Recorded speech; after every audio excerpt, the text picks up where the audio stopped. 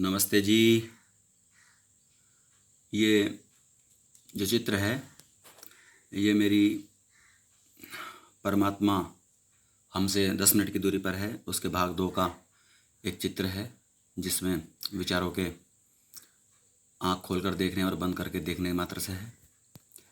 तो इसमें मैं स्पष्ट कर दूं कि जो विचार हमें परेशान करते हैं वो मात्र हमारे भूत या भविष्य के होते हैं और मन की शक्ति से प्रबल हो जाते हैं। लेकिन जैसे ही वो आत्मा आँखों को माध्यम बना देखने का प्रयास करता है, वो सारे विचार जो भूत और भविष्य में होते हैं वो सब गायब हो जाते हैं। क्यों? क्योंकि आत्मा वर्तमान हो जाता है, वर्तमान में देखने का प्रयास करता है। सेकंड में नहीं देखता, पल में नहीं देखता, क्षण में देखता है। और क्षण में कोई विचार हो ही नहीं सकता, क्योंकि उस समय केवल निर्माण हो सकता है, क्रिएटिव हो सकती है।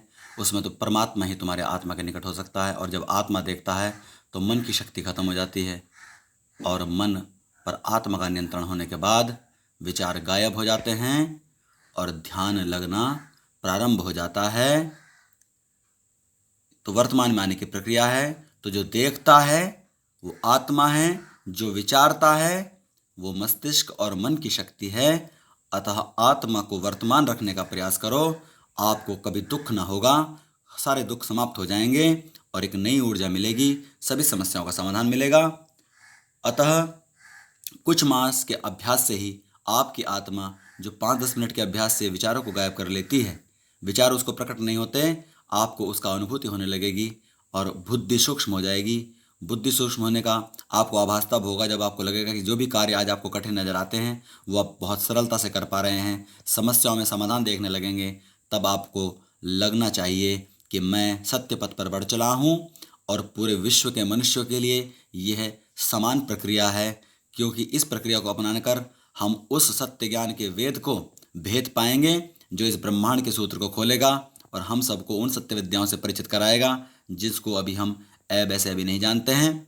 ऐसी मुझे आशा है कि आप इसका अभ्यास करेंगे और आत्मा से देखने का प्रयास करेंगे, वर्तमान में देखने का प्रयास करेंगे और परमात्मा जो वर्तमान है वो आपको प्राप्त होगा।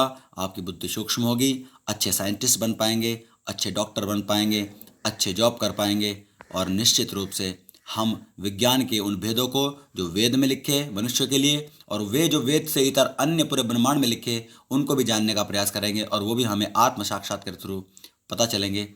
यही मेरी आशा है कि आप इस पथ पर बढ़ चलेंगे और ये 100% सही मार्ग है। अष्टांग योग है, कर्म योग और भक्ति योग जिसके बारे में कहा जाता है वो भी अष्टांग योग का ही एक अन्य रूप है, जिसमें बस उनका नामकरण नहीं किया गया है, लेकिन अवस्थाएं सबको नियम नियम नियम आसान, प्राणायाम, प्रत्याहार, धारणा और समाधि ये सब उनको करना ही पड़ता है।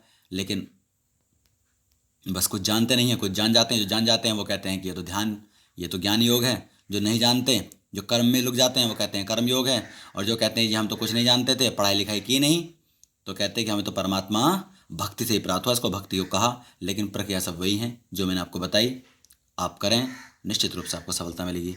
इति ओम शम।